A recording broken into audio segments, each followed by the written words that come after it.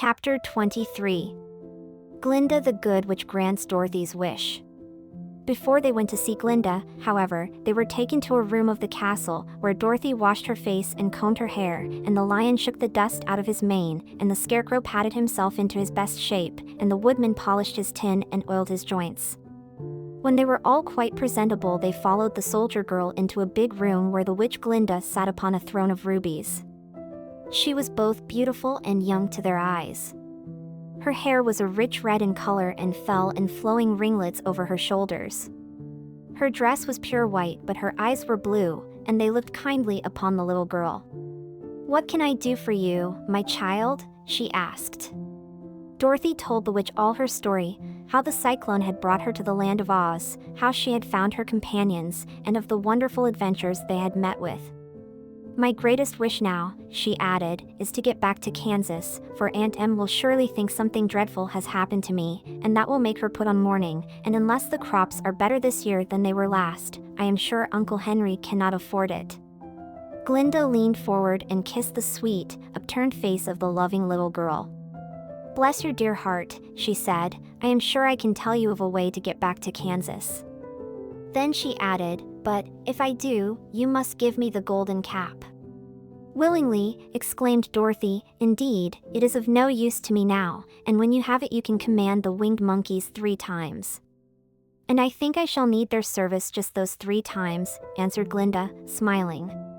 Dorothy then gave her the golden cap, and the witch said to the scarecrow, "What will you do when Dorothy has left us?" "I will return to the Emerald City," he replied, "for Oz has made me its ruler and the people like me. The only thing that worries me is how to cross the Hill of the Hammerheads. By means of the golden cap I shall command the winged monkeys to carry you to the gates of the Emerald City," said Glinda, "for it would be a shame to deprive the people of so wonderful a ruler." "Am I really wonderful?" asked the scarecrow. "You are unusual," replied Glinda. Turning to the Tin Woodman, she asked, "What will become of you when Dorothy leaves this country?" He leaned on his axe and thought a moment. Then he said, "The Winkies were very kind to me, and wanted me to rule over them after the Wicked Witch died. I am fond of the Winkies, and if I could get back again to the country of the West, I should like nothing better than to rule over them forever.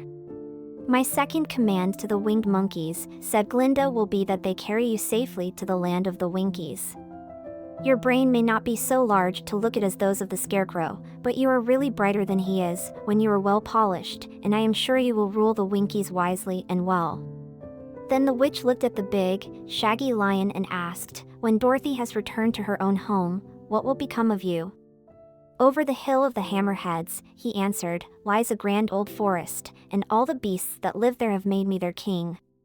If I could only get back to this forest, I would pass my life very happily there. My third command to the winged monkeys," said Glinda, "shall be to carry you to your forest. Then, having used up the powers of the golden cap, I shall give it to the king of the monkeys, that he and his band may thereafter be free forevermore." The scarecrow and the Tin Woodman and the lion now thanked the Good Witch earnestly for her kindness, and Dorothy exclaimed, "You are certainly as good as you are beautiful. But you have not yet told me how to get back to Kansas." "Your silver shoes will carry you over the desert," replied Glinda. "If you had known their power you could have gone back to your Aunt Em the very first day you came to this country." "But then I should not have had my wonderful brains," cried the scarecrow.